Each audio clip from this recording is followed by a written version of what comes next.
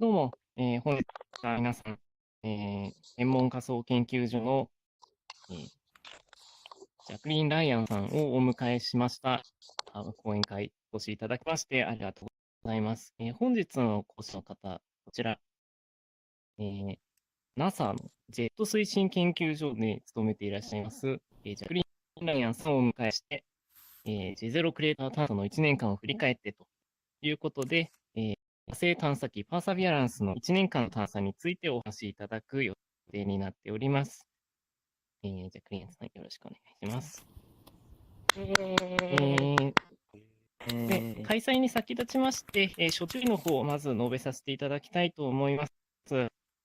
まずはですね、皆さん、もうすでに着替えられている方も多いようですけれども、本日多数の来場者が予想されますので、両アバターの方をご着用いただきますようお願いいたします。両なものを持っていらっしゃらない方の、皆さんが着用しております、こちらのアバター、どなたかクローンできる方のものから取っていただいて、着替えていただきますようにお願いいたします。またですね、本日、こちらのスライドシステムなんですけれども、この白い箱の部分が下にあるんですけれども、触られてしまうと途中で映像が止まってしまったりという事故つながりかねないので、その辺、不用意に操作してないようにご注意ください。よろしくお願いいたします。では、早速始めていきたいと思います。Alright, I'll pass it on to you. Hi, good evening, everyone. I'm happy to be back here another year. And as a reminder, I'm here in a personal capacity, and all opinions expressed are my own. 皆さん、こんばんは。ここに1年越しに戻ってこられていると思っております。まずはじめに注意事項として述べさせていただきますが、今日ここで話しますのは私の個人的な、見解でありまして、公式なものではないということはご了承ください。So today I'm going to be focusing on some of the early science results from 本日は、この探査機が1年間の間に行った探査の、初期成果についてご紹介することをメインとしておりまして、探査機そのものについての説明は、少しにとどめております。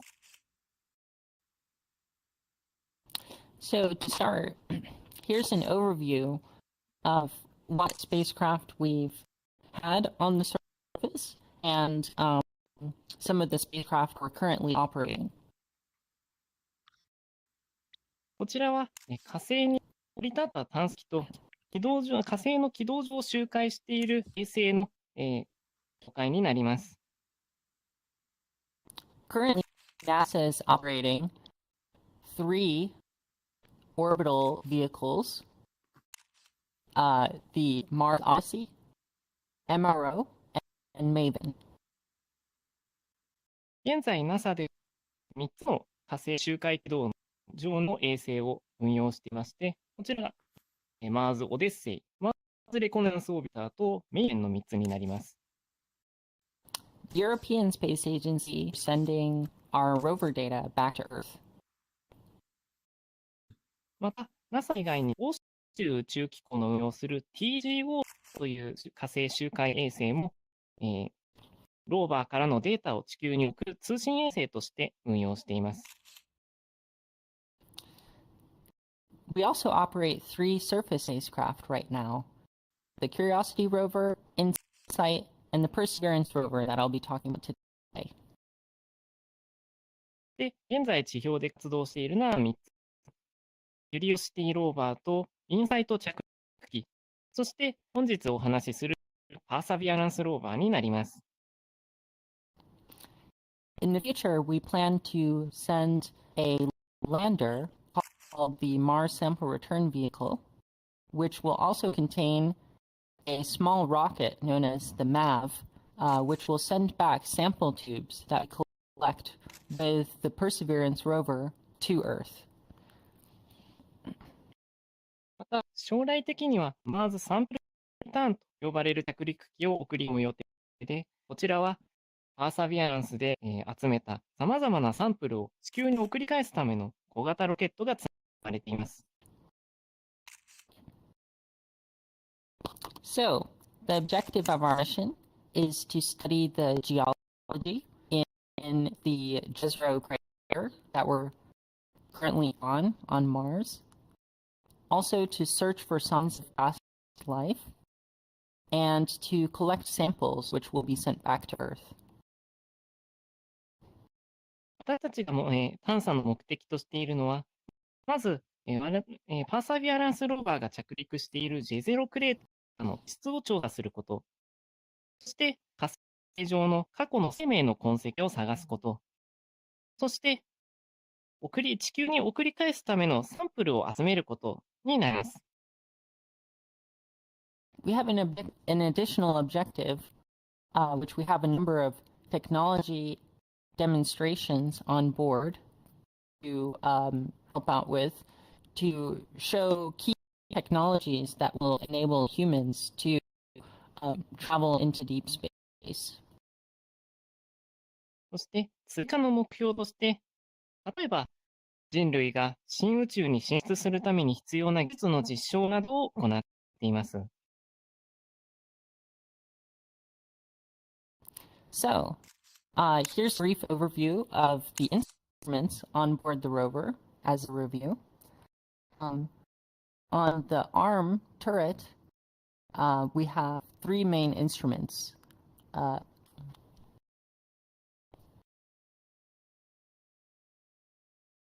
ず、ローバーに乗っているいくつかの機器について紹介いたします。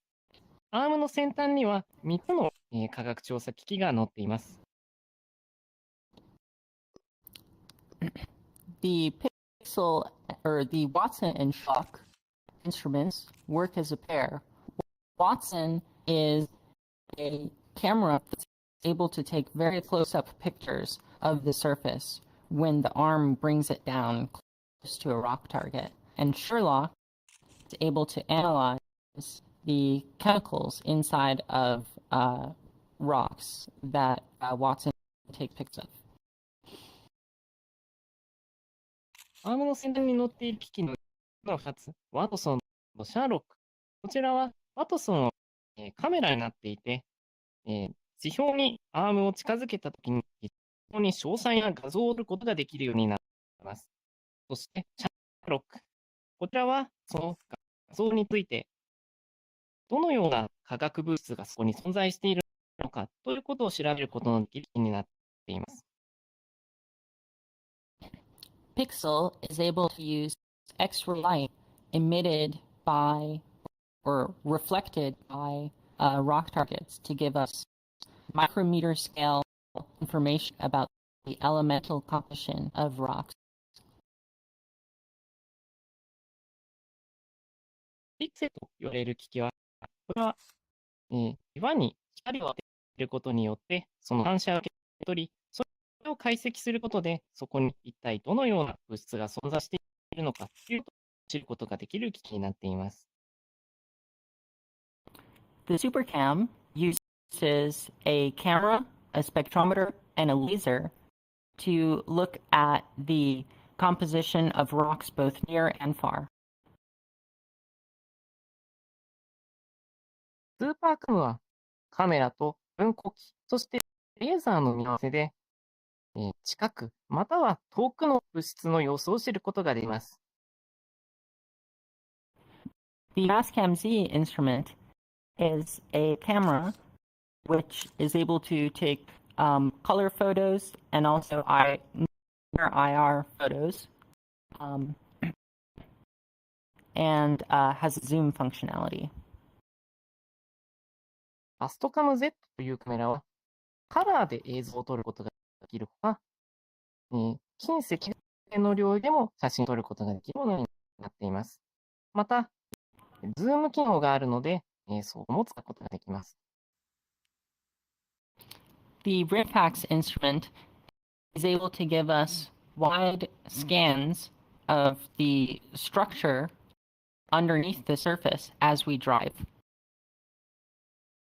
リラフックスと呼ばれるこちらの機器は、ローバーが指標を進行すると同時に、地下の様子を調べてマッピングすることができます。The meta instrument tells us about the temperature and wind speed and direction. メダと呼ばれるこちらの機器は、気温、風向、そして、風の強さなどを知ることができます。MOXIE is able to take carbon dioxide from the air and turn it into oxygen. モキシーと呼ばれるこちらの機器は、火星の大気中に存在している二酸化炭素を取り出して、炭素に変えることができる機器です。So, one of our main objectives is to acquire samples of rocks on the surface and bring them back to Earth. In total, we plan to collect 38 sample tubes. 私たちの主要な目的は、こちら火星上からサンプルを取り出して、合計38個のサンプルを獲得し、それを地球に持ち帰るということになります。Currently, we've collected about 14 and I'll describe them in more detail later. 予定されている38本のうち、現在は14本を採取済みで、これらについては後ほど詳しく説明いたします。We also plan to collect 5 witness tubes. A witness tube is a sample of the local environment and contamination from the rover at the time that we acquired certain samples. また、これの他に5本のウィットネスチューブと呼ばれるサンプルを獲得する予定で、こちらは何かと言いますと、サンプルを取得した時のその場所の空気やローバーから出てくる、不純物などの情報を保存しておくためのものになります。This is so that we can understand if any effects of the environment might have contaminated the samples in any way, or anything from the rover might have contaminated the samples. これを取得することによって、サンプルが外の環境、またはローバーから出てくる何らかの影響によって、汚染されているかということを知ることができるようになります。Here's a map of Mars showing where various spacecraft are across the surface. Here's our rover right here at Jezero Crater. こちらは火星上のどこに様々な探査機が降りているかということを示したマップになっています。この赤色で囲まれている部分、ジェゼロクレーターにいるのが私たちのパーサベランスです。So, here's a closer view of Jezero Crater, and you can also see it on the map over here. こちらの様子は、ジェゼロクレーターにズームインしたものになります。また、この様子は、こちらの左手の方にありますマップ上でも確認することができます。The main feature of interest in Jezero Crater is this alluvial fan formation here and here. ジェゼロクレーターで、最も探査する価値が高いと目されているのは、こちらの扇状の地形になります。We believe that the interior of the crater was an ancient lake, and that this area here was an entrance point for floods of water in the distant past. 私たちはジェゼロクレーターは過去、火星上に存在した湖であったと考えていて、左上の部分、こちら、いにしえの、昔に川のようなものがあって、そこから水が流れ込んでいた場所だと考えられています。This is one of the best preserved features of this type on the planet, and so that's why we've chosen to land here. このような地形の中では、火星上で最も保存状態の良い場所であったため、ここに着陸することが選ばれました。We believe that this lake existed between 3.5 and 4 billion years ago. ここに池があったのは、35億から40億年前ほどであると考えています。Here's a 3D view of the delta formation, which was created from high-rise imagery.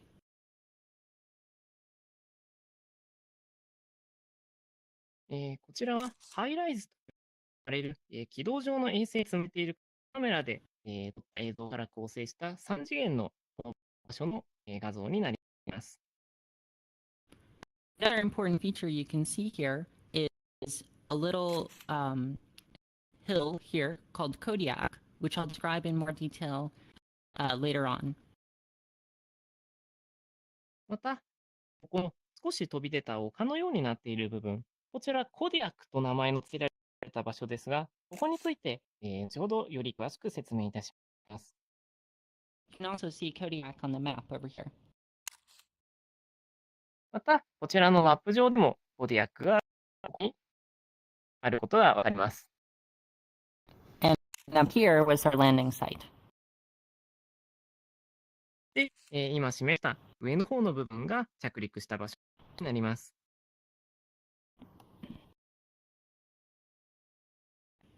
Okay. Here's a photo that HiRISE captured of the rover as it was landing. And you can see the back shell here and the parachute right here.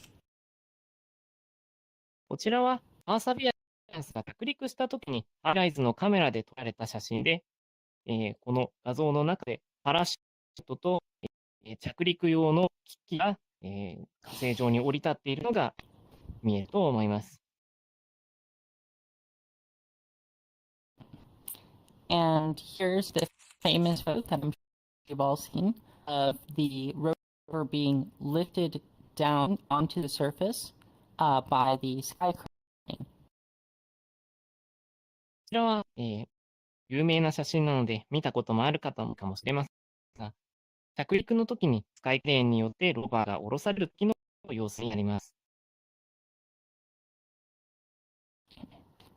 And here's another view of our landing site in relation to features in the Delta. こちらはまた別の角度から見た、着陸地点の周辺の地形の図になります。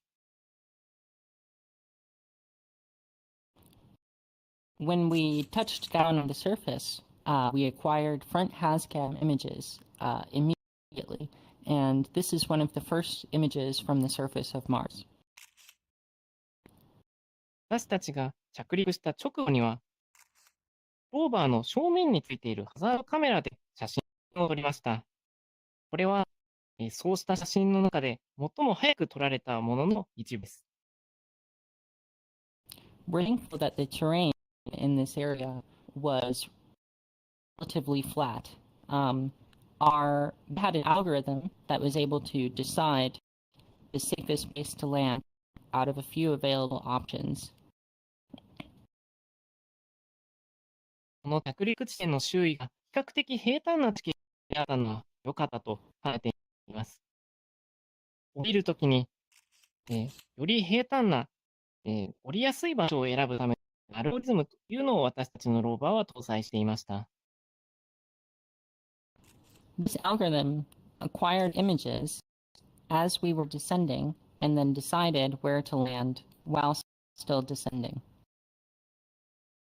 このアルゴリズムは降下中に画像を取得して、その像の情報がどこに降りるべきかというのを降りている途中に判断していました。So I'll start with the results by talking about the Ingenuity helicopter first. では、まず、インジェニューティと呼ばれるヘリコプターでもたらした成果についてお伝えしていきたいと思います。So currently the helicopter is here and the rover over here. They're about a kilometer apart from each other. 現在、インジニューティのヘリコプターは、右の青いところで示された場所にいて、左のところに青い部分、こちらに現在、パーサビアランスがあります。We've completed 33 flights as of November 2022, and we've traveled over 7 kilometers with the helicopter. 2022年11月現在において、インジニューティは合計33回のフライトを行っていて、合計の飛行距離は7キロ以上にも及んでいます。This is far more than the 5 flights that were required for our technology demonstration. So the helicopter has been a huge success. これは技術実証に必要だと考えられていた回のフライトを大幅に超えるものであり、インジニューティが大成功であったと考えています。Also, for reference, these lines show where the rover has driven, not where the helicopter has flown. また、この画像の中で示されている白い線は、ローバーが走った場所であり、ヘリコプターが飛んだ場所ではないということはご注意ください。On our 26th flight, the helicopter was actually able to fly over the back shell that helped us to land on the surface. 20回目のフライトでは、ローバーを地上に下ろすときに使われた機器の上を飛ぶことができました。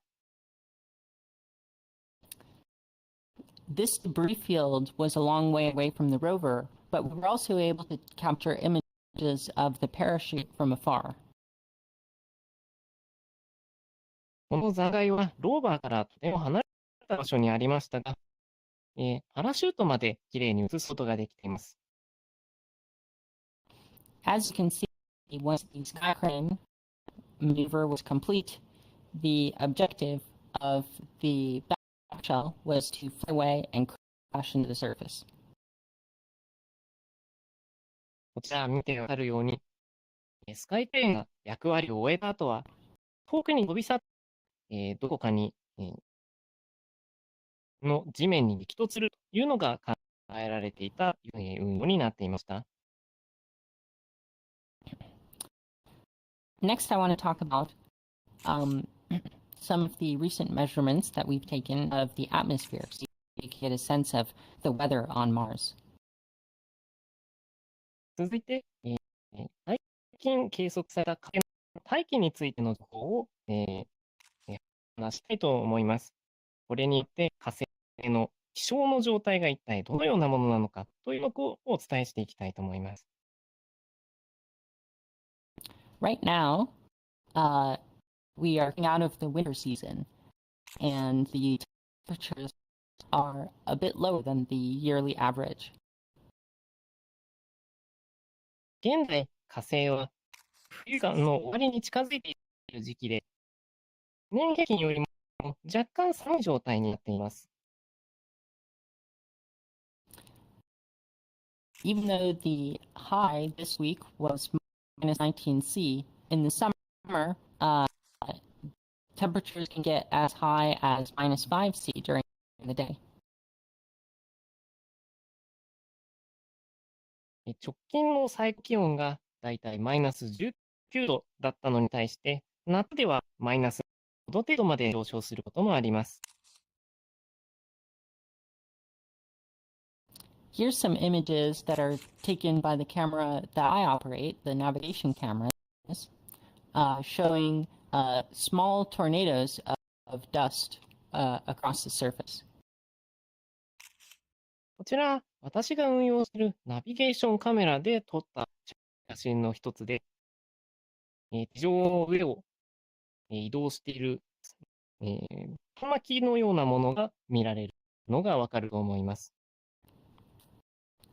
Even though our camera takes images at only one image every 3 seconds, we're still able to make short videos showing these tornadoes in motion. このカメラは3秒に1枚程度しか画像を撮影することはできませんが、それでも、こうした竜巻の移動を記録するための、動画を、撮るように、には十分なものとなっています。Another type of observation we've done using Mastcam this time is of one of Mars's moons, Phobos. また、この他に行った調査としては、マストカメラを今度は使って火星の月、フォボスの撮影を行っていました。Here we captured an image of Phobos as it was eclipsing the sun. And here was an image that was taken at night. 左の方の画像は太陽の上をフォボスが通過していた時の画像で、右の方は夜に撮られたものになります。There's a video online showing the moon traveling across the sun. ウェブ上には、こちら、フォークスが太陽の上を移動していく様子の動画が、できる状態になっています。Phobos is the larger of Mars's 2 moons, the other one being Deimos.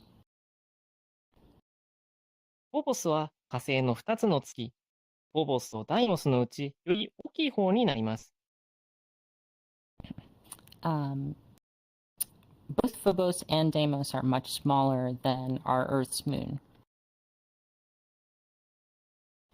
フォボスもダイモスも地球の月よりはかなり小さいものとなっています。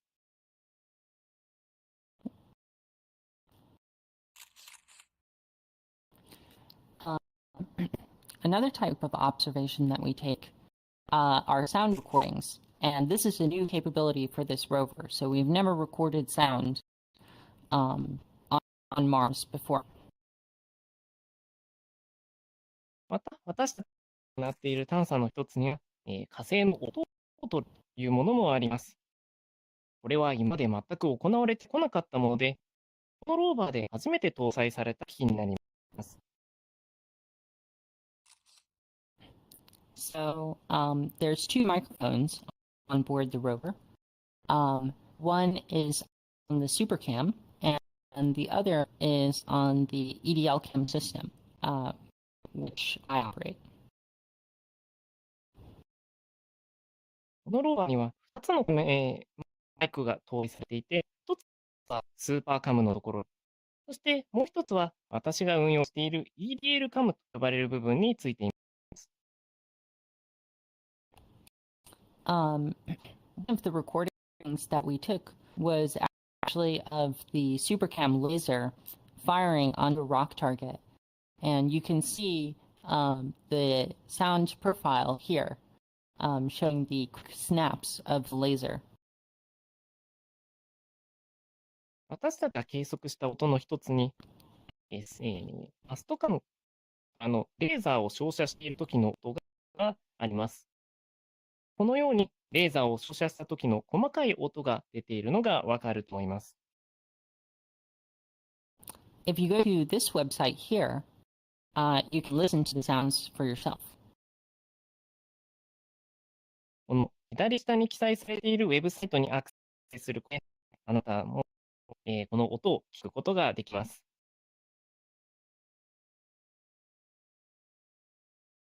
I'll give it a second in case people want to take pictures. どうぞ、こちら、ウェブサイトの URL、写真などに撮って、後でアクセスしてみてください。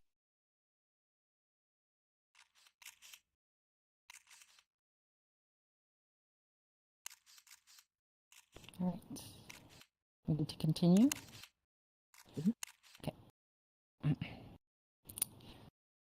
The MOSI instrument is one of the technology demonstrations that we have on board to show key technology for enabling humans to travel to Mars or other locations. モクシーと呼ばれるこちらの機器は、私たちのローバーに搭載されている技術実証のための機器の一つで、火星に人が行く、また、その他の場所に人が行くために必要な技術の実証になっています。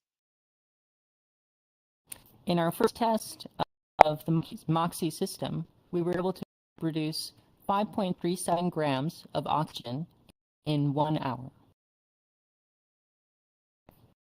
私たちが最初に行ったこのモクシーのテストでは、1時間で 5.37 グラムの、酸素を生産することに成功しました。This is enough for 10 minutes of regular breathing for an astronaut. これは宇宙士が約10分呼吸するのに十分な量の酸素です。Producing oxygen isn't just important for astronauts, though. It can also be used as a rocket propellant. また、酸素の生産はこのように宇宙飛行士が用いるだけではなくて、ロケット燃料としても使うことができます。So, here are some early results from our studies of the Delta feature. これから、の扇動地の、調査をした時の、初期成果についてお伝えします。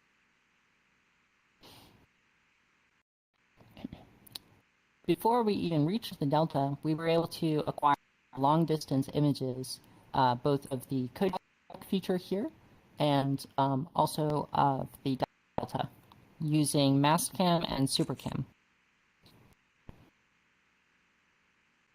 ちらの扇状地の地形に近づく、よりも前、遠方からでも、こちらの左で示されているコディアックの地形、そして扇状地そのものの地形をマストカム、そしてスカムで捉えることができました。You can see the field of view of these cameras represented here, and these images were taken over a distance of several kilometers.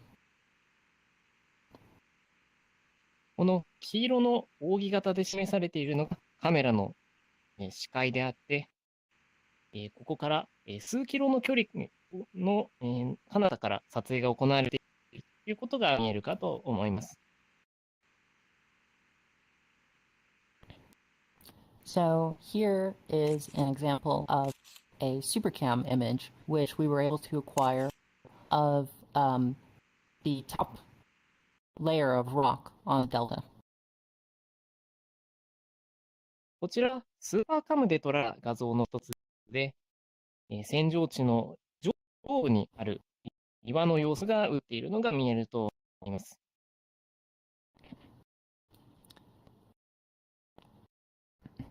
So one thing that you can notice about this delta feature is that there is a harder layer of rock up here, which was more resistant to erosion and sediments that go down the side. この画像から読み取れることの一つとして、上の方により硬い岩があって、その下に流れ落ちた堆積物がたまるということがあります。On top of this hard layer of rock here, there's also lots of material that was carried in by floods that occurred in the ancient past. また、こうした硬い岩だけでなく、はるか昔に洪水によって流れてきた土砂も、ここに溜まっています。I believe that the water in these floods was traveling between 6 to 30 kilometers per hour. こうした洪水は6キロ毎時から30キロ毎時の速さで流れていたと考えられています。The floods contained boulders up to 5 feet across. こうした洪水は1.5 メートルもの大きさの岩が流れてきていたと考えられています。So here's a view of the Kodiak feature that I keep talking about. こちらは先ほどから、挙げているコディアックと呼ばれる地形の写真になります。This feature has the same type of hard bedrock with sediments that have fallen down the side, which indicates to us that it's a member of the delta, even though it's at a bit of a distance.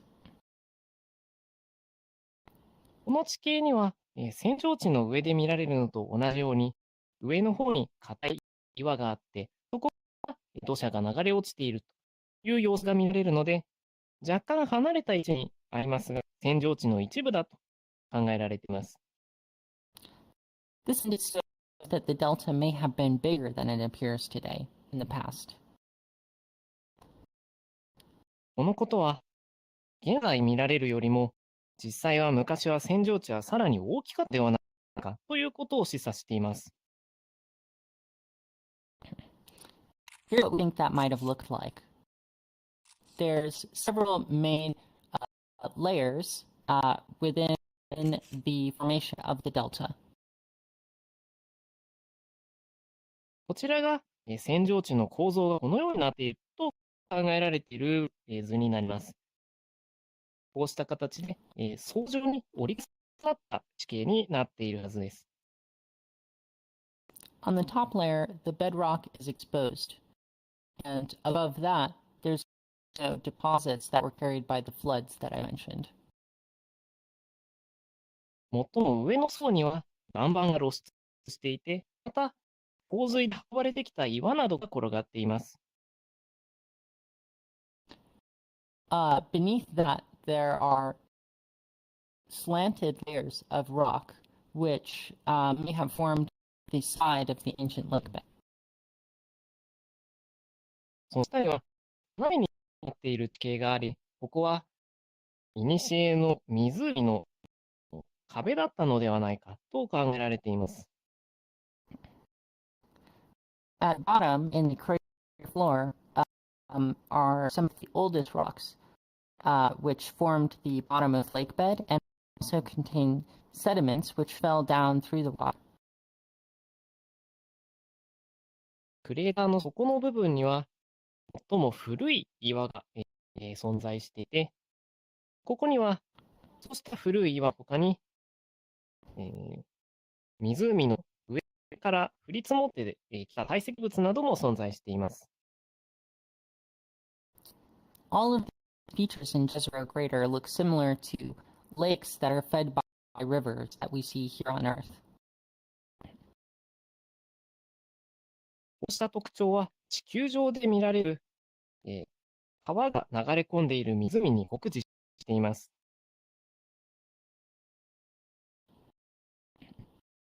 So, here are some results from our first science campaign, the one we conducted on the floor. ここからは、最も最初に行われた探査、クレーターの底面を探査した部分についてお伝えしていきます。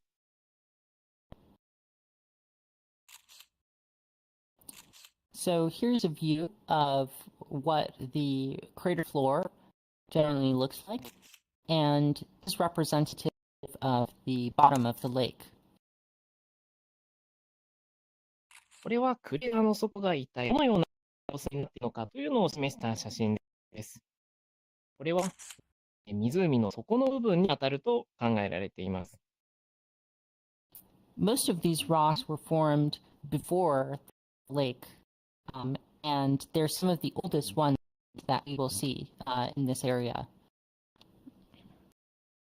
ここに存在するものの多くは湖ができるよりも前からここに存在していたもので、我々が調べることのできるものの中で最も古いものです。They can figure out what the crater looked like before the delta and the lake. これらはこのクレーターが扇状地、そして川ができるより前にどのような様子だったのかということを伝えてくれます。So here is a map showing our exploration path through this science campaign. この白い線が私たちがこの探査の中で走った道筋を示してくれています。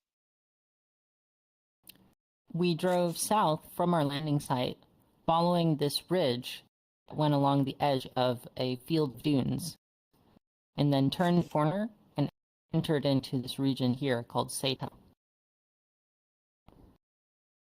着陸した場所から南に、このセタと呼ばれる地形の脇に沿って走っていき、下を回り込んで、そしてそのセタの地形の中に入りました。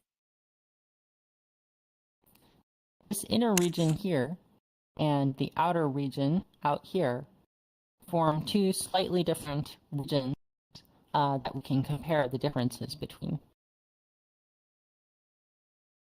この左と右の場所、これは若干異なる様子になっていて、これらを比較することで見えてくるものがあります。Here you can see those two regions labeled. Out here, the rocks are rougher, and here we just consider this another region of the crater floor. 右側のところではよりゴツゴツした岩が存在していて、左側の部分、こちらは、クレーターの底の一部であると考えています。So here's what that actually looks like. In this photo, you can see some example pieces of bedrock from the crater floor. And one thing you'll notice is that features are very smoothed out, which suggests that they've been weathered over a long period of time. こちらはその部分が一体どのような様子なのかというのを示した写真になっています。このように露出していて、よく見ると、これらの岩の角が取れて丸まっていることがわかります。これは長い間浸食にさらされてきたということを示しているのでしょう。Also, these features are very pitted, which is another indication of the weathering. また、これらくぼんでいるところも多く、これも浸食の証拠になります。We also don't see any layering. Layering is a good sign of the rock that we're looking at being sedimentary. また、これらの岩には層に折り重なったようなものが存在しないのが見て取れます。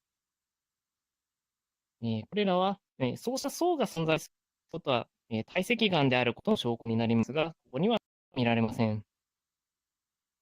Because of that, we expected these rocks to be volcanic in origin. そのため、これらの岩は火山岩であると推測されています。So here is an example of the other type rocks from the other region. These rocks stick up more out of the ground and are more wedge-shaped. これはまた別の地域の様子です。ここでは、岩が地面からより突き出したような形になって配置されているのがわかります。また、これらの岩はよりくさび型のような形をしているのがわかるでしょう。Even though there is some layering on these rocks, there's no clear evidence that they are anything but volcanic in origin as well. これらの岩には若干の層状の構造は見られますが、これらも火山岩であるということを覆すような部分までは至っていません。So, we were attempting to acquire our first sample around here. It's not labeled on my map, but I can show you the results of that. So, you go. 私たちが最初にサンプルを取得しようと思ったのは、今示しているこちらの部分になります。So the first thing we do before we acquire any sample is to abrade the surface of the rock we're interested in. サンプルを取得する前に必ず行うこととして、表面を少し削り取ってみるということがあります。This enables us to remove the top layer of oxidation and look at a fresh layer of the rock. これをすることによって、酸化した表面を取り除き、岩の内側、内部がどのようになっているのかを知ることができます。The inner part of this rock has not been exposed to the atmosphere in billions of years. この岩の内側は、何十億年もの間、大気にさらされることがなかった部分です。So, we will do chemical analysis on the structure of this patch.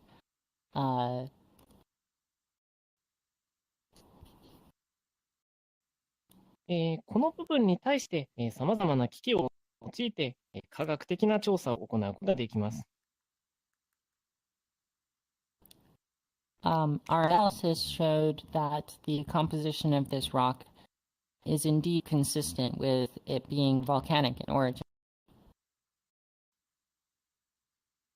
これらの調査によって、確かにこれらの岩は火山岩であるということと整合性が取れることが確認できました。There's some salts inside of the rock, which are interesting for a reason that I'll describe later. また、これらの岩の中には塩が含まれているのが観察されていて、これは後ほど述べる理由で、興味深いものであるということが言えます。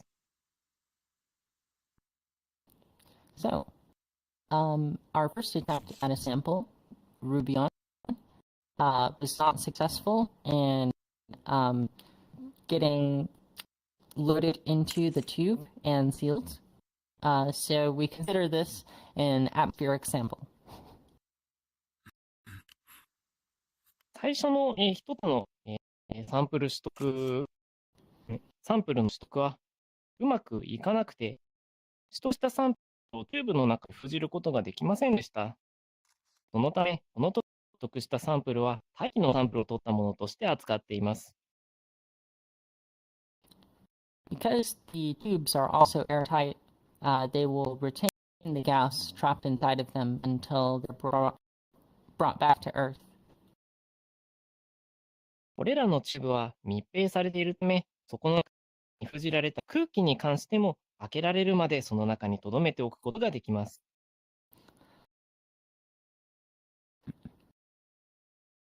So, after that, we drove on and studied a site called Citadel.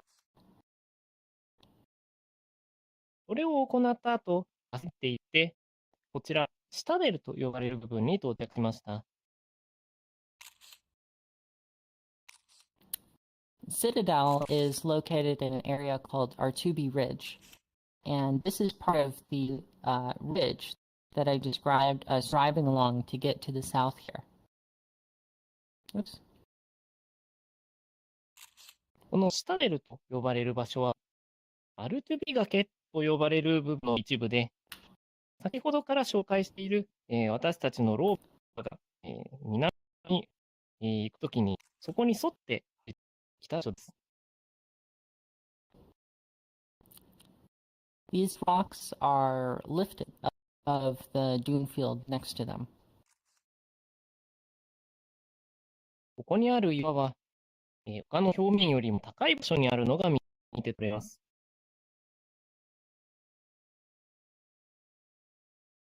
So here's a closer view of the Citadel area that we specifically studied and took samples at. 我々が実際により詳しく調査してサンプルを取得したシタデルの一部を、こちらに示します。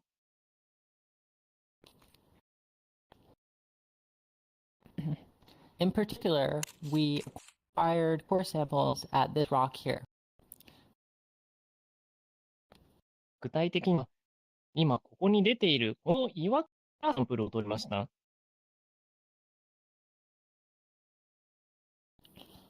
Here was our raised patch on the rock that I showed, VRChat. こちらが先ほど見せた岩、ロシェットという名前が付かれていますが、その表面を削り取った時の様子になります。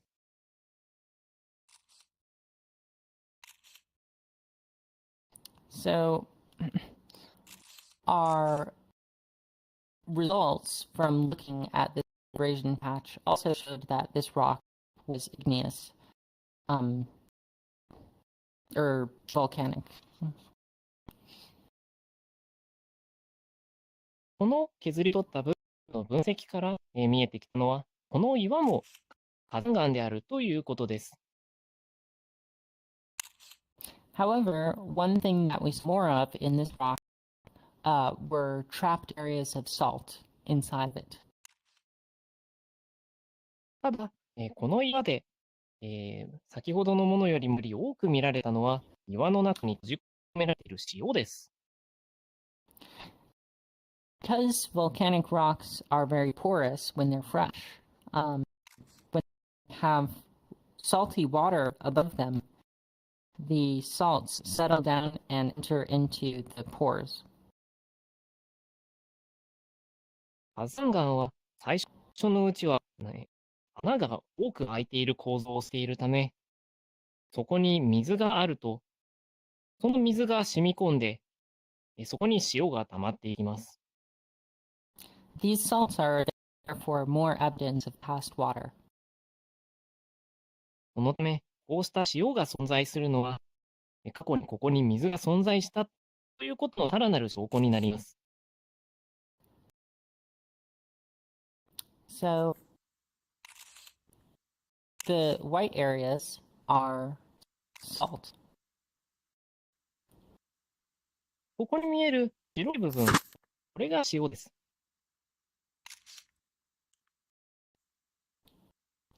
So, here is a chemical composition study that we conducted on this rock with the parallel instrument.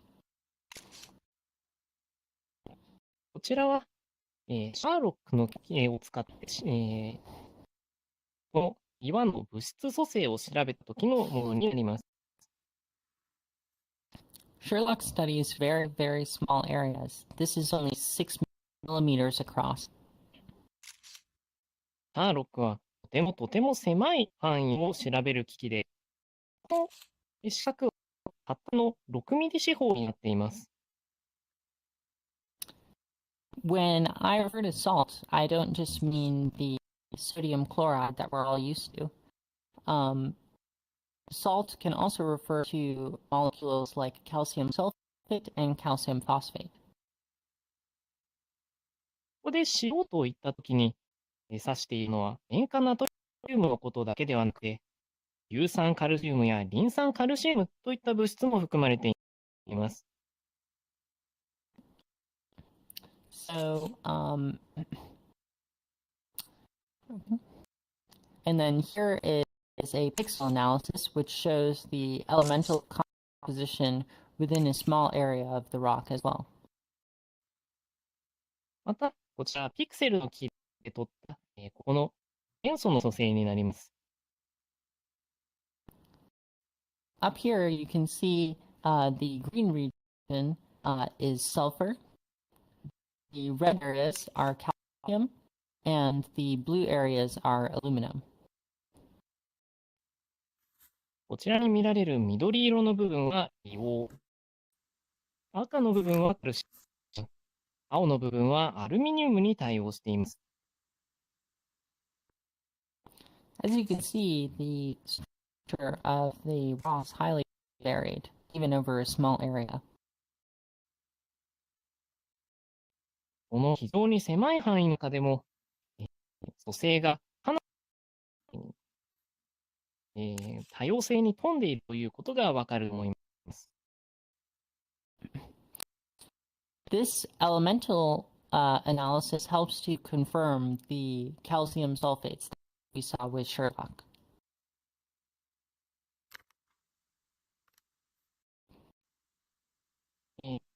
この部分、シャーロックで見えた硫酸カルシウムなどを含んでいます。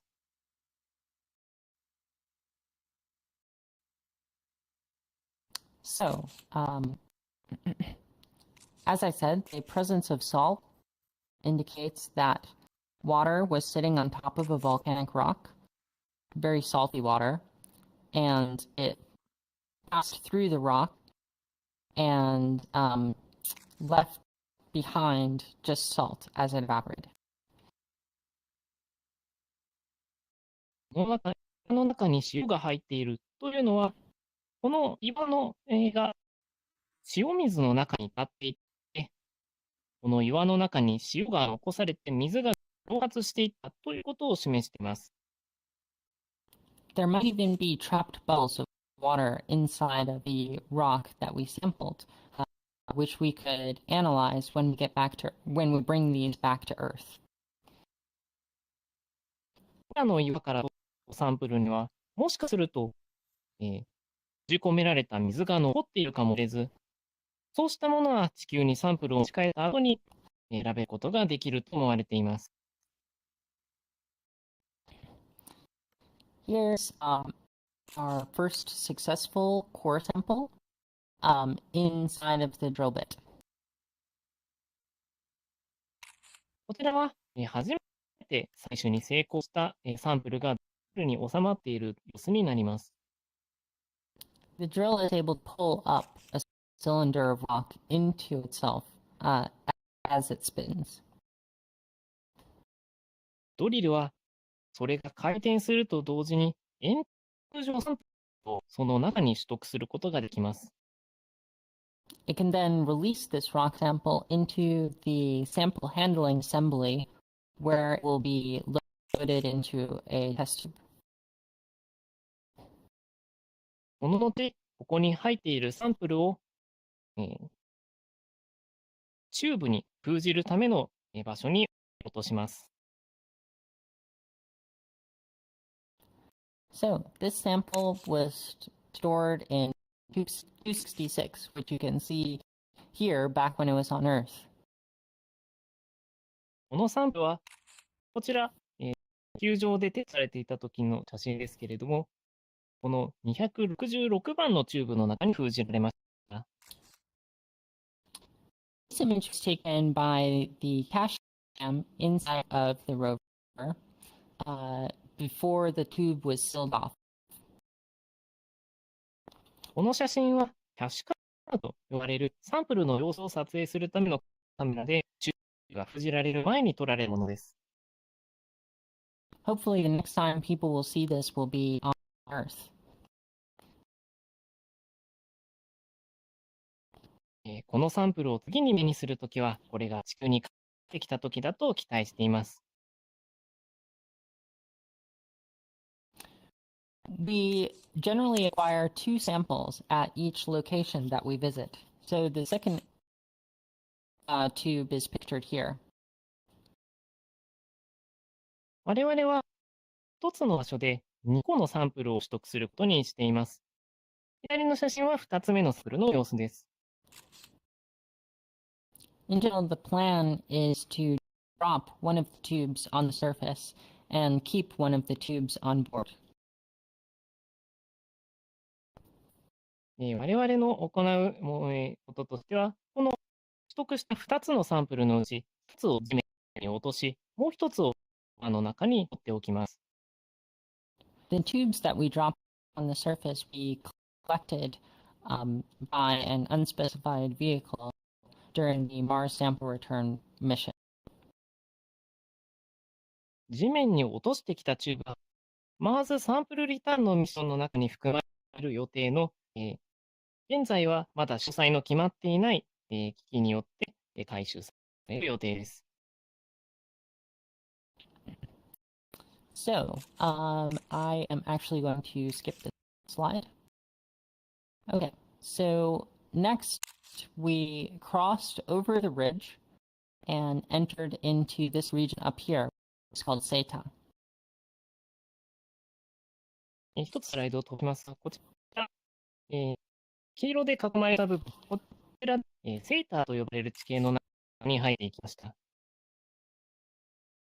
Entering from here allowed us to avoid most of these sand dunes over here, which are very hard to drive over.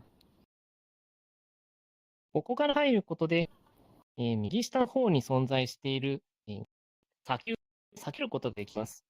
この砂丘の上を走るのはとても困難だと考えられていたので、このようにしました。Most of the time that we drive, we use the subsurface radar, RIMFAX, to look at what lies underneath the ground. 走っている途中には、リムファクスと呼ばれる地底を調べるレーダーを、起動していて、このように、地面の下の様子を知ることができます。Compared with other instruments, the area scanned by RIMFAX is quite large. This scan is about 100 meters across and 15 meters wide. 他の機器で得られる情報に比べて、このリムファックスで得られる情報、非常に広い範囲にわたって情報を取得しています。この図では、地下15メートル、そして範囲は100メートルの範囲を知られています。Excuse me, 15 meters deep, not wide.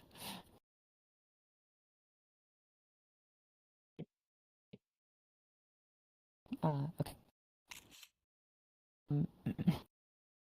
Okay, so once we entered into SETA, we acquired another set of samples. And you can see the abrasion that we did here. Oops. こちら、セーターの中で、取得するサンプルを取得するときに行った表面を削り取ったときの映像になります。So another pixel analysis that we performed on this rock, showing the granular elemental composition, or small-scale elemental composition.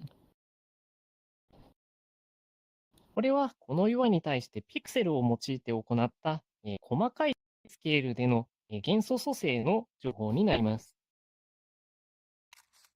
As compared with the other rock, we saw some evidence that there may be carbonates inside of this one.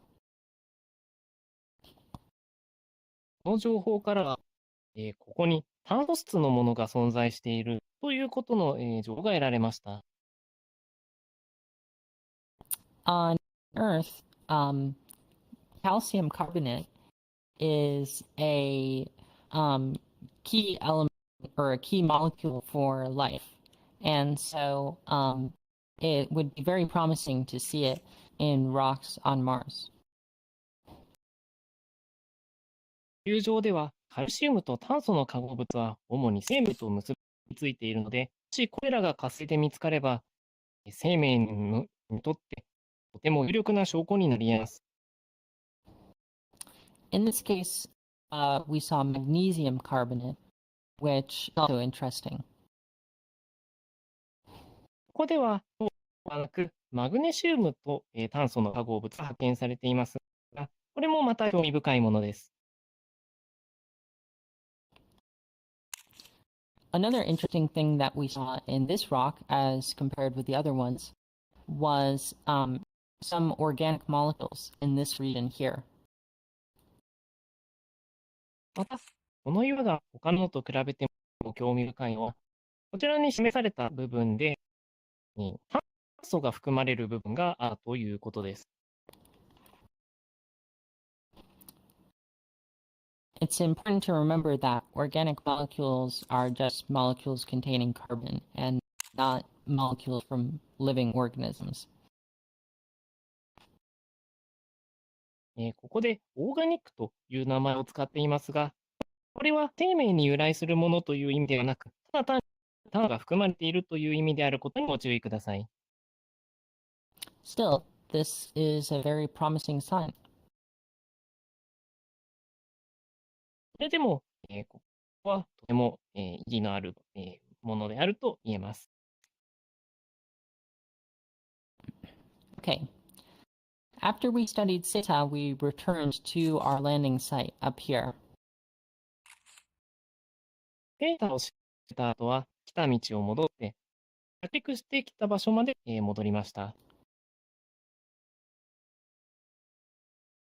When we return to the landing site, we collect other set of samples, which we weren't able to acquire at first because it took some time before we got the full operation. 着陸地点に戻ってからは、そこでもサンプルを取得しました。これは着陸直後にはドリルをまだ動かせていなかったためです。There was no problem with the drill, to be clear. It was just that there were many systems that we had to set up when we first landed. ドリルを動かせなかったのは、特にドリルに不具合があったというわけではなく、単純に、着陸直後にはセットアップしなければならないシステムが数多くあったためということでしかありません。This rock that we sampled near the landing site is another example of a volcanic rock, showing that most of the rocks on the lake bed are volcanic in origin. ここ取ったサンプルも火山岩であることが分かっています。このことから、クレーターの底に存在している岩の多くは火山岩であるということが分かってきます。Here's a map showing all of the samples that we've collected so far on the mission. このマップは、ミッションの中で取得したすべてのサンプルの位置と様子を示しています。The latest samples that we've acquired are up here at the Amelik location. 最も最近取られたサンプルは、こちらのアマリクと呼ばれる場所で取ったものです。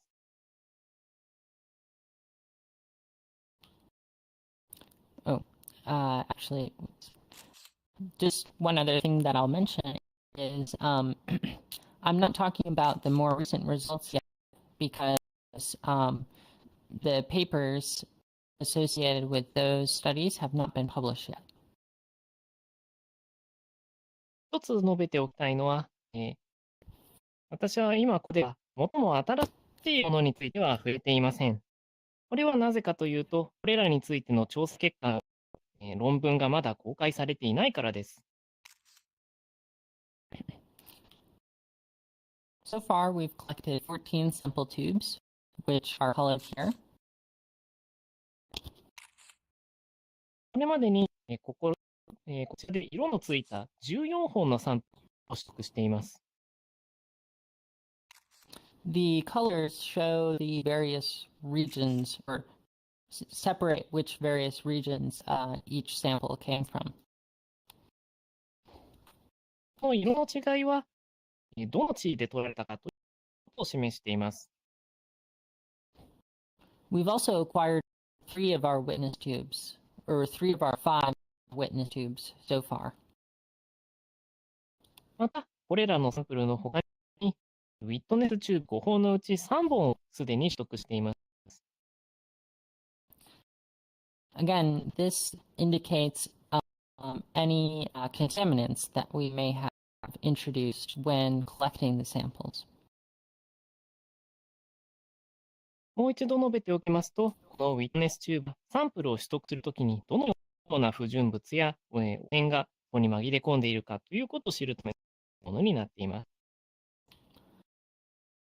So, in summary, we landed on the surface on February 2021. That is a typo right there.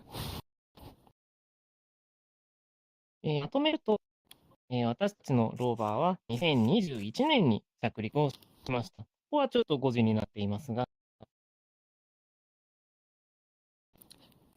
The rocks on the crater floor have generally had widely varying shapes and sizes, but they're almost all indicative of being volcanic.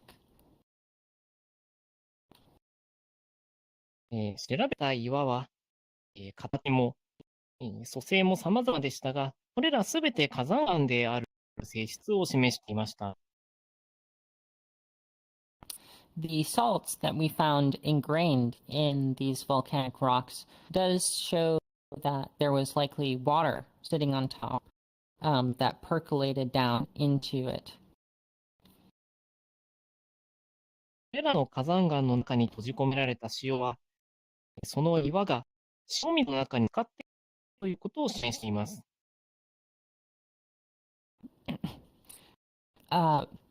In the delta area, there are more sedimentary rocks, and so the results of that will be shared once papers are published. 扇状地の部分は、これらとは違って堆積岩などが存在しているので、これらについての調査結果は、論文が公開され次第紹介したいと思います。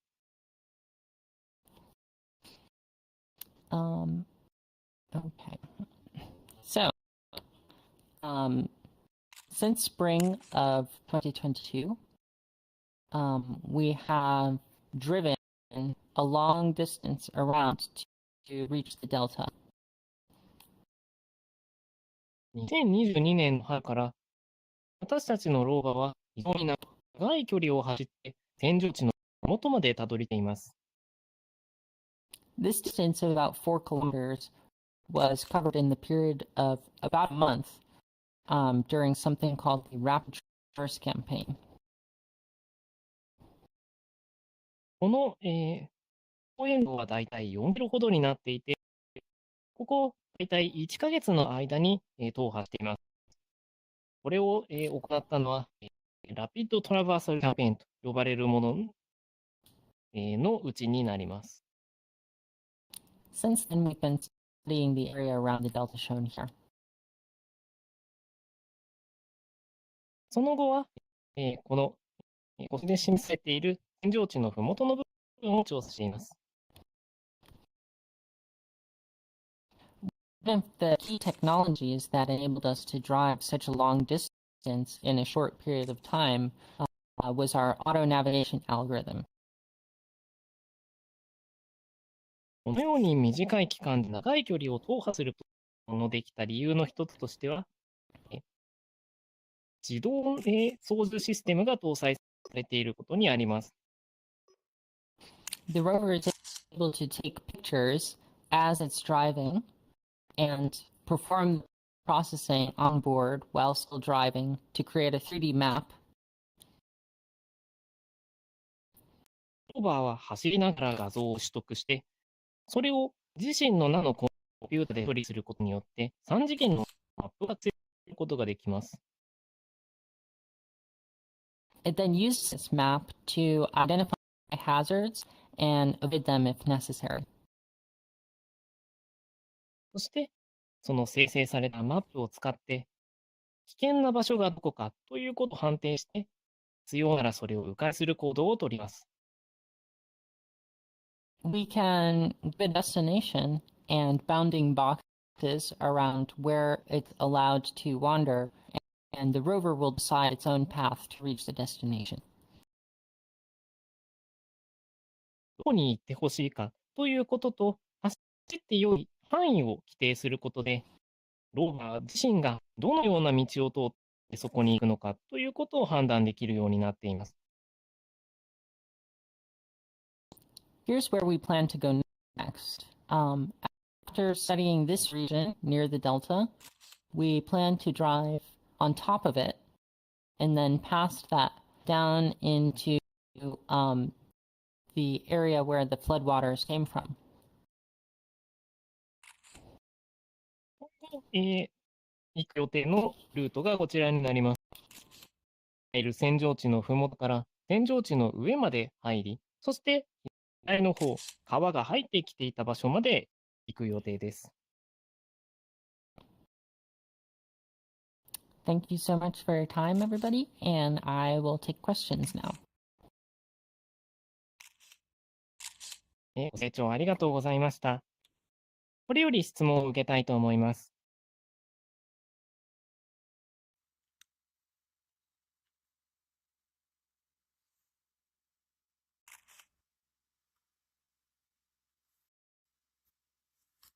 どうぞ質問のある方、どうぞです。前に出てきて、はい。ご質問ください。じゃあ、いいですか。予約の方をお手伝いします。はい。はい。よろしいですか。もう質問始めて。はい。はい。どうぞ。こちらの探査計画っていうのは、次の2026年の時に、サンプルリターンを行う、ミッションと連動していると思うんですけれども、キレーション自体でもうすでに異常分析とか、自分自身でできるわけですけれども、どれをサンプルにするかっていうのは、どういった基準で選んでるんですか。やっぱりシャーロックで調べて、そこでサンプルにふさわしいものをピックアップして送ってるのか、それとも事前に写真で実質調査をして、こことここ取るっていうふうに選んでるのかっていうのを聞きたい。Okay. His question is, this mission is of course related to 2026 sample return to Earth. And the main question is, how did you select the sample? By using Sherlock or optimal optical observation? And so you get, you said that 14 samples, but how did you select from other candidates or options? So generally, each distinct region that we identify from orbital data and from long-distance observations becomes candidate for acquiring a set of samples. We identify distinct regions basically by slight differences in appearance and also long-distance composition analysis. はい。どこからサンプルを取るのかというのを選ぶには、まず軌道上の写真、そして遠距離から撮影した、画像から取れる、組成の情報などを参考に、どこから取るべきかということを選んでいます。ということは、シャーロックの現場の分析とは別にも決まっているということなんです。So that means that you don't use the data from Sherlock. Means chemical analysis you can do on board, but you don't use such information to select the sample. That's right? Well, no. Sherlock is used. Sherlock can help us decide whether or not a particular rock is suitable for sampling once we get there. It can also help us make decisions about where in the rock we're interested in sampling. シャーロックそのものは、どこから取るかというよりは、実際にその場に行ったときに、どの岩から取るべきかということや、その岩の中でもどの部分から取得するのかというのを調べるために使われています。I see. Thank you very much. ありがとうございます。ありがとうございます。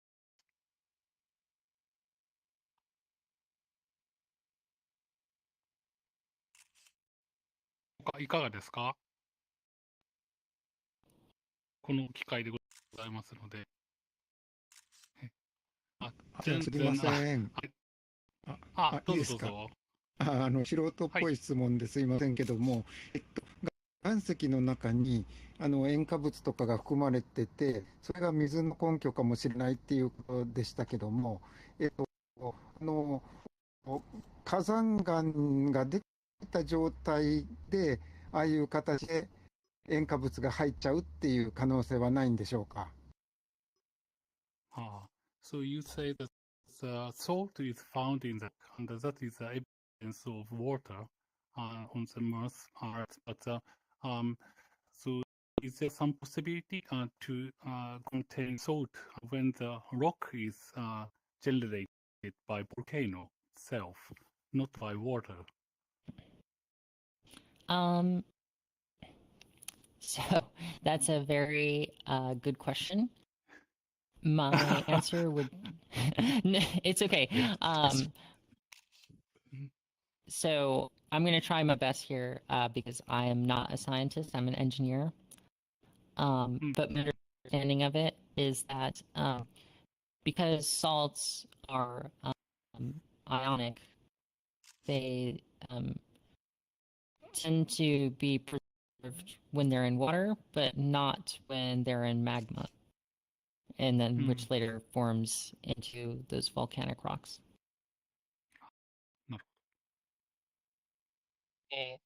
私は、エンジニアであって科学者ではないので、詳しいところはもしかすると間違っているかもしれませんが、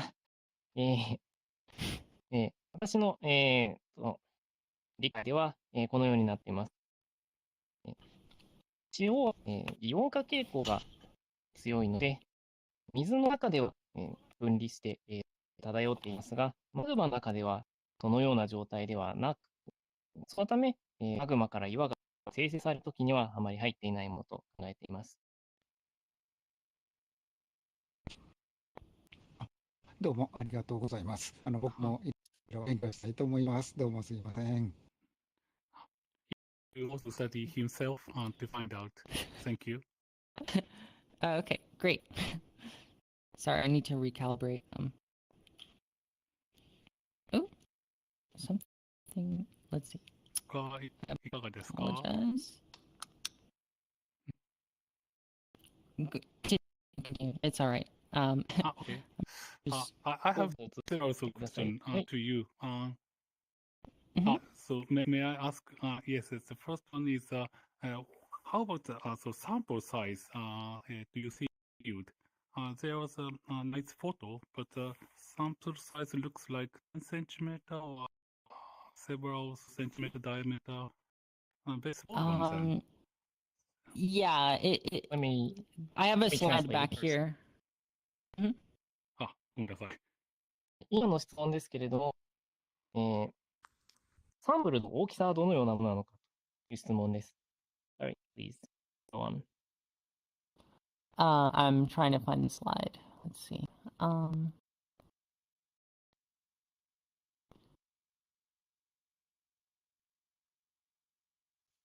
こちらに探しています。確か10センチぐらいとか数センチ系ぐらいかなと思って。It's about 5 to 6 centimeters. だいたいこちらの画像にあるように5から6センチぐらいの大きさです。Okay. And diameter is 1 centimeter or so. Yeah, about. How did you だいたい1セン see チぐらいですね。How did you see completely? It's a great question. So, there's an arm inside of the rover which is able to grab cells from a dispenser, and then it can actually apply a seal on top of the tube. とてもいい質問ですね。どうやってこのチューブを締めるのかということですけれども、それ専用のアームがローバーの中についていて、ディスペンサーからその蓋を取ってきて、そのチューブの上にそのシール、蓋をするということができるようになっています。Okay. 他に質問がなければもう一個渡したいんですけれど。OK。じゃあいいですか。OK だ。はい。お願いします。じゃあいいですか、続けて。はい。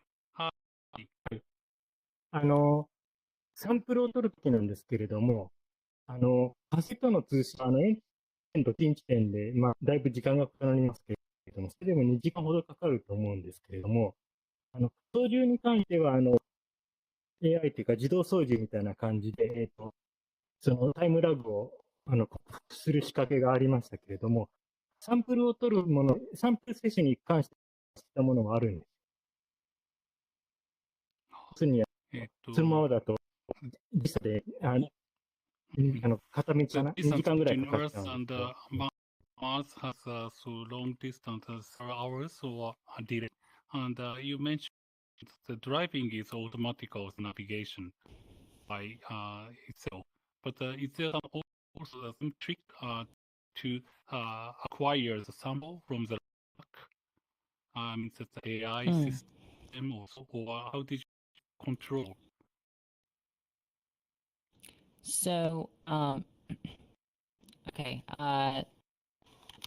hold on a second. So, one element to that is the time that it takes for light to travel between Mars and Earth is about 15 minutes, first of all. And then another part of it is, so we basically have a set of grips that controls how the sample is acquired and then inserted into the interior assembly and then sealed. And there are a series of checks within that process to make sure that things succeeded, but there's no autonomous algorithm for doing it. まず、地球から火星まで光の速さで約5分ほどのラグがありますけれども、まあ、サンプルを取得するといったケースに関しては、それ専用のスクリプトが組まれていて、どのような手順で、サンプルを取得して蓋を閉めるのかということが規定されていて、その中にさまざまなチェックが組み込まれていますが、特に、素直な同化というものが行われているわけではありません。Try to acquire the sample and seal it on the same day. So it's important to include lots of checks to make sure that every step of the process succeeded before continuing. だいたいサンプルを実際に取得してから蓋を閉めるまで1日のうちに行うことが多いので、そのプロセスの中でそれぞれの工程がしっかり行われたのかということに関するチェックを多く含んでおくことが大切になります。わかりました。ありがとうございます。Thank you very much. Okay. 一つエン質デルさん問させてください。はい。はい。何か専門的な質問ではないんですけど、皆さんのように、ジャクリーンさんが思う探査を始めたての頃としばらく今に至るまでの頃とで一番違ったことは何ですか？予想していたものと自分が思い描いていたものと一番異なるものは何だったのかっていうことと、またこれからそういう裏切るような新しい発見に何を期待をしているかっていうのを教えていただきたいです。It's not really the scientific question, but he'd like to know the first impression and what is the latest impression, the difference between the two. So maybe you didn't expect something, but he'd like to know such as a topic or episode of you. Did you find surprising things? Well, let's see. I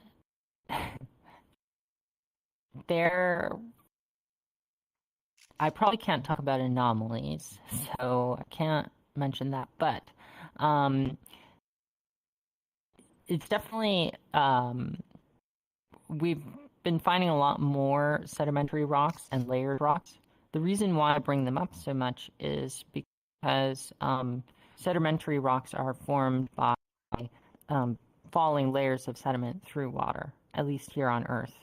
And so these are much more likely to contain preserved elements of past life if it did exist on Mars. トラブルに関しては述べられないんですけれども、一つ述べるとすれば、堆積岩などが、予想よりも多く見つかっているというところで、こうしたものが、とても面白い、興味深いのはなぜかというと、こうした堆積岩というのは、水面から、落ちてくる、降り積もってくるような物質で形成されていることが、少なくとも地球上では多いので、過去、火星に存在した生命の痕跡を含んでいる可能性が高いと述べているためです。And the second This is question of also him is, Oh, I'm sorry. So I actually okay, go wanted to ahead. add Yes, please. another statement in there. Yeah. So I think Yes, please, also please. another thing that was surprising to me was how clear of pictures we were able to capture of the back shell and parachute. You know, I never expected to be able to see the hardware at such detail because we've never done anything like that before. And also to be able to capture images of the rover from outside of the rover with the helicopter. That was also really cool to see. Right, right. もう一つ、とても驚きだったのは、ローバーを下ろすときに使っていた機材とパラシュートなどの映像を事細かに撮影することができたということです。また、ヘリコプターを使ってローバーを外から撮影できたのもとても面白かったですね。Okay. And the second question of him is, so what do you expect next? Yes, the future. So do you have some so impression about yes futures? What you can get from your research? Well, I am particularly excited about how the Mars sample return mission is going to look because we're actually about to drop off our first set of samples on the surface at a location over here in this flat area. 今、 This 特 is に期 where 待 the しているのは、火星のサンプルリターンのミッションで、なぜかというと、ちょうど、この後に、この辺りの場所で、そのサンプルを最初に落とすことになっているからです。The Mars sample return mission will have the smallest landing ellipse pretty much ever for a spacecraft. We want it to land specifically within this region, and so it's on the order of dozens of meters is the ellipse. 火星のサンプルリターンのミッションは、今までにないほどに狭い範囲に着陸しなければならないことになっていて、それはこの辺りの十数メートル程度の範囲になっています。Also, this will be the first time that we've ever sent something back from Mars, so it's very exciting. また、初めて火星からサンプルを持ち帰るミッションなので、それもとても期待していますね。ありがとうございます。はい。素晴らしい Thank 映像 you. とか画像とか毎回楽しみにしています。ありがとうございます。He expects a nice so photo or movie from Mars next. Thank you.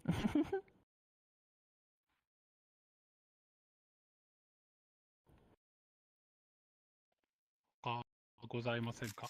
お願よろしいいします。でしょうか。お願いします。はい。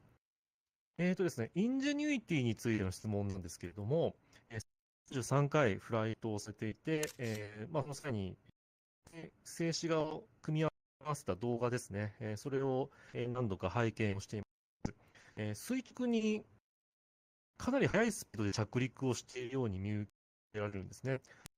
毎回すごい心配しているのが、岩がたくさん多く転がっていると思うんですが、その岩にこの4本ある足のうち1つがぶつかってしまうと、転倒してしまうんじゃないかっていうふうに不安に思っているんですが、その転倒が避けられている、着陸時の転倒が避けられている理由について、ちょっとお考えを伺いたいです。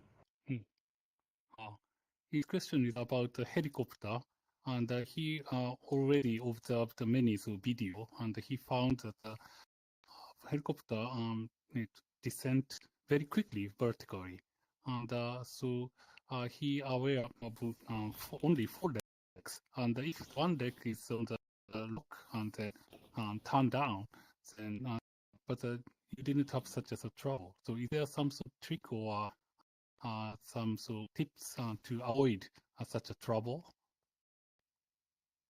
So I think part of that is we take fewer images when descending. it does still descend pretty quickly, but they examine the terrain from orbit before they fly, and they try to pick areas with relatively few features to land on. That said, when the helicopter flies, it's doing so in the blind, quote unquote. There's no autonomous algorithm running on board. So there have been a couple of close calls, actually.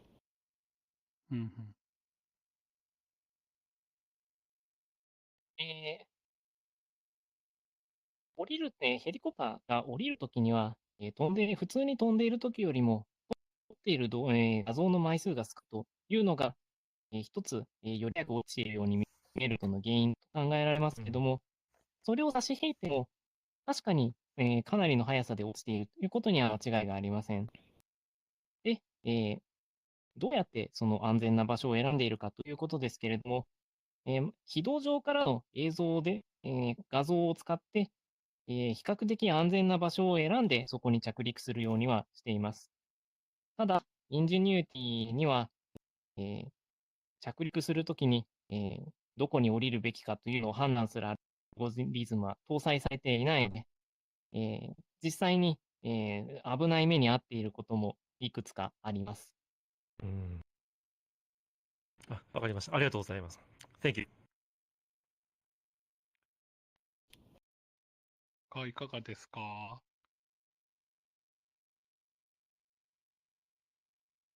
？OK ですか？One thing I'd like to ask you is yesterday's rehearsal, so you mentioned how to put many names on the place or rock and so on. Oh, that's right. Today you mentioned that one, so I think it's better to mention. Yeah, I'll mention that.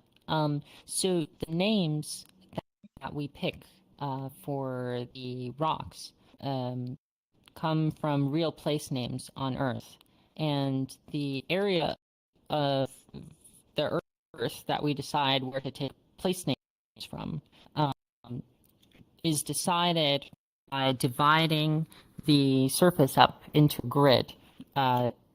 And the grid squares are about 1 kilometer per side.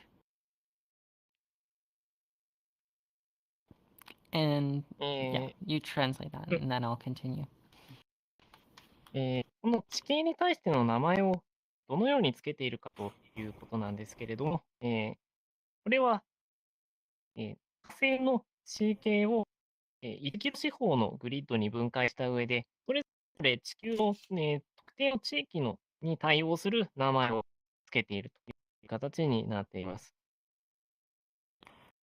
Right now, at the On Lake location where we're at, we're taking place names from Alaska. 現在我々がいるアマリックと呼ばれる、地域の中では、アラスカのものから地名を、取っています。When we landed, we were taking place names from the Navajo Nation in Arizona. 着陸した場所では、アリゾナにあるナバホの地域から名前を取っていました。ありがとうございます。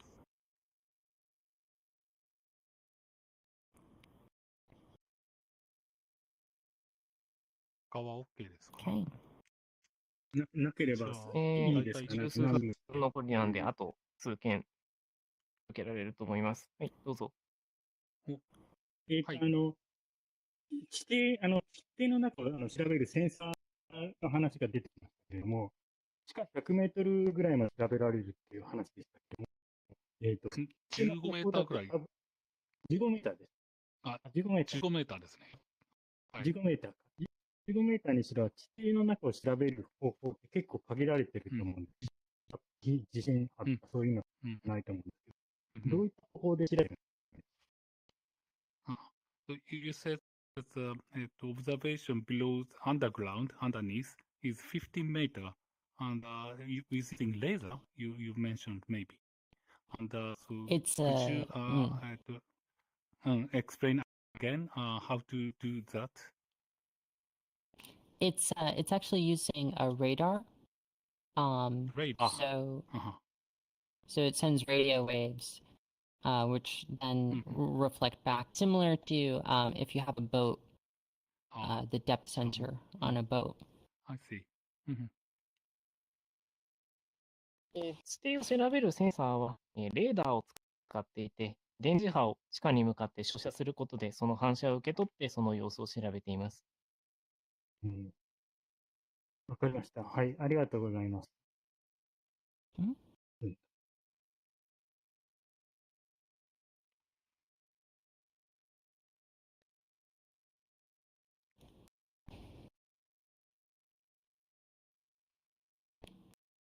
エビ軍曹さんは質問ないですか？ Don't you have any question, エビ軍曹さん。It's okay. OK。じゃあ、はい、質問していいですか？はい、お願いします。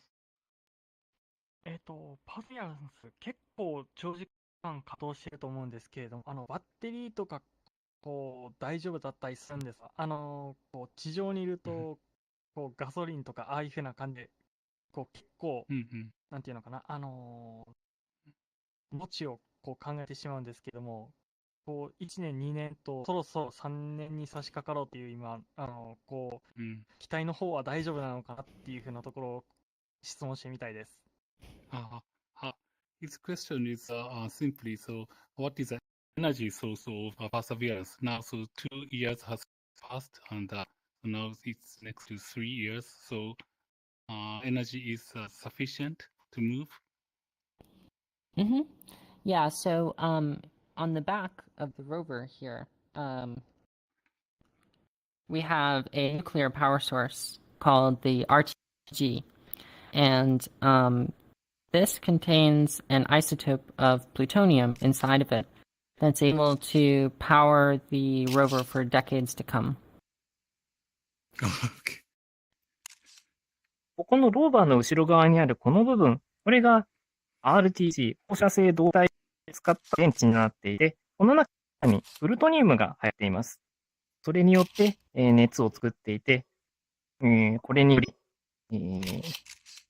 何十年も稼働することができるというような設計になっています。何十年単位。Plutonium it produces heat, which we can convert into a small amount of electrical current. And the electrical current recharges the battery on board. このプルトニウムの同位体が、熱を発していて、それを、小さな電流に変換することで、それを用いてバッテリーを充電するという仕組みになっています。The battery is always charging because of this, but our activities that we perform use much more power than the rate of recharge. So sometimes when we try to do too much in a short period of time, we have to wait a day to allow the battery to recharge.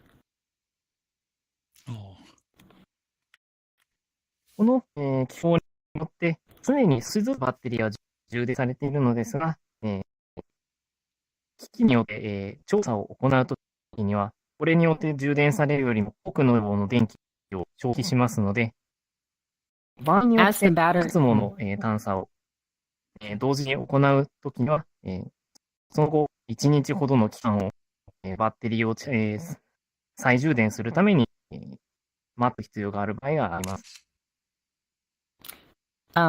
As the power source and battery age, over about a decade or so, we'll have to wait a day to recharge more frequently than we do right now. 今後、10年程度で、この、燃料やバッテリーが劣化していくことによって、そうした待機期間というのをより頻繁に取らなければならなくなることが予想されています。A rover like Curiosity that's been operating for over 10 years now often has to spend a day recharging. キュリオシティオーバーのように、もうすでに10年以上稼働しているものは、そうした休息期間というのを多く取らなければならない状況になっています。なるほど。ありがとうございます。Thank you very much. Mm-hmm.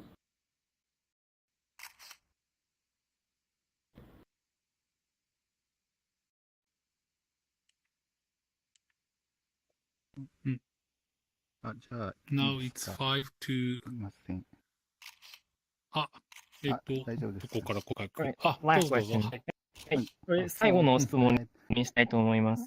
わかりました。先ほどバッテリーが充電、ずっと、休ませつつですけど、ずっと長く置くっていう話をありましたけれども、多分、対応のというか、どのぐらい最終的に動けるかっていうのは多分、ちょっと僕は勉強不足で、どのぐらい想定しているのかわからないんですけど、それが使えなくなるっていうのは、何がダメになったら、もう終わりなのかっていうのを知りたいです。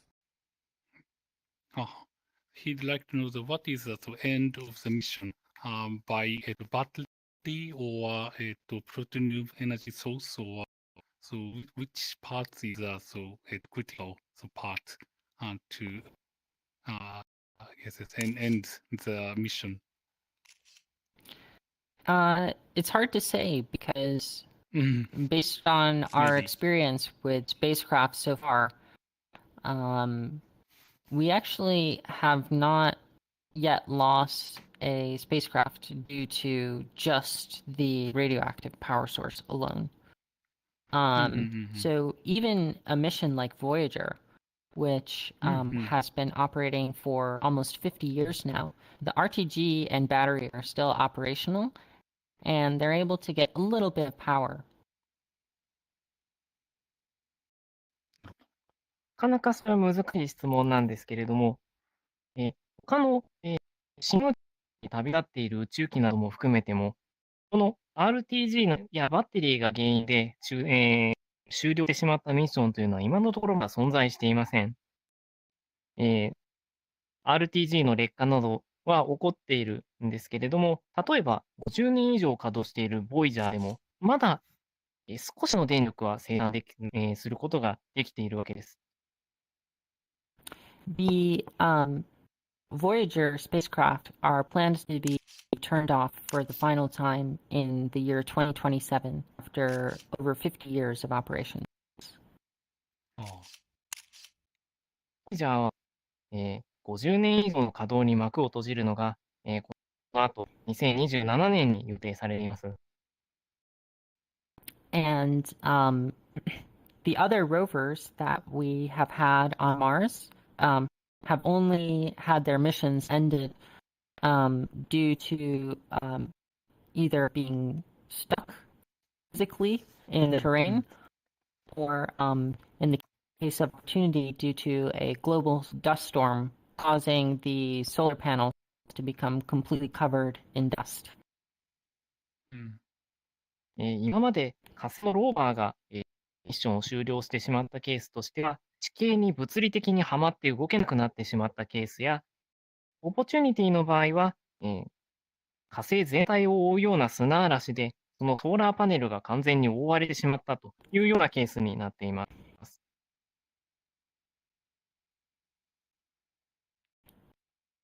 はい。ありがとうございます。Thank you very much.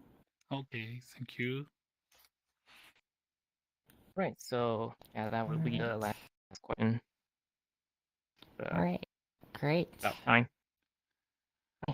それでは、予定されていた、23時に近づいてまいりましたので、これにて、本日の講演会を終了とさせていただきたいと思います。皆さんお集まりいただきましてありがとうございまし Thank た。 you for coming.